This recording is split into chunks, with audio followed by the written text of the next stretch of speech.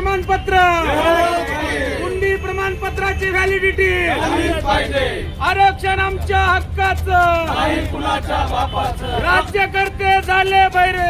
समिती बीडमध्ये आलेली होती, तुम्ही सुद्धा भेट घेतलेली आहे का? कशा पद्धतीनं समितीचं काम सुरू आहे आणि आपण एक निवेदन दिलंय, काय निवेदन? मनोज दादांच्या शिष्टमंडळाने आज शिंदे समितीचे जे सदस्य आले होते त्यांची भेट घेऊन बीड जिल्ह्यात आणि महाराष्ट्रात शिंदे समितीच्या माध्यमातून काम सुरू आहे. परंतु बीडचं प्रशासन असेल, महाराष्ट्रातलं सगळं प्रशासन आहे, नोंदी असल्या तरी ते आम्हाला प्रमाणपत्र इश्यू करत नाहीत.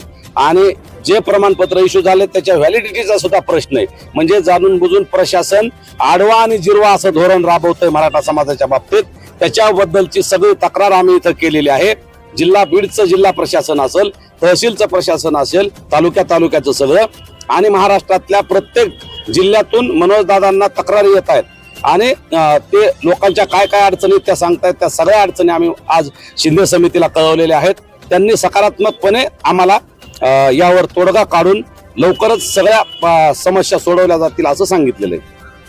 29 तारखेला उपोषणासाठी मुंबईमध्ये बसणार आहेत. कशा पद्धतीने त्या संदर्भातच हे सगळं काम सुरू होते असं तुम्हाला वाटतं? त्याला सुरू प्रश्न आहे की बीडमध्ये देखील 24 तारखेला बैठक होते.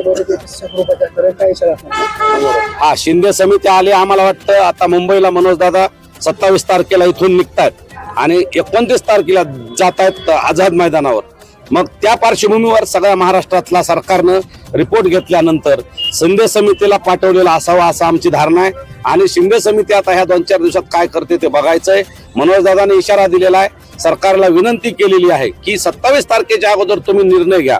मग त्यामध्ये शिंदे समितीने ज्या 58 लाख नोंदी शोधल्यात त्याच्या आधारे मराठा कुणबी एक आहे असं GR काढावा किंवा सगळे सोयऱ्याची अधिसूचना अंतिम करावी किंवा हैदराबादचं गॅजेट आहे, त्यानंतर सातारा गॅजेट आहे, बॉम्बे गॅजेट आहे, कोल्हापूरचं गॅजेट आहे, औंध संस्थांचं गॅजेट आहे, हे सगळे गॅजेट लागू करावेत आणि महाराष्ट्रातल्या सगळ्या मराठ्यांना आरक्षण द्यावं ही मनोजदादांची मागणी. निर्णायक विचारा बैठक होती बीडमध्ये, कशा स्वरूपाची बैठक असणार, त्यात काय ठरणार आहे?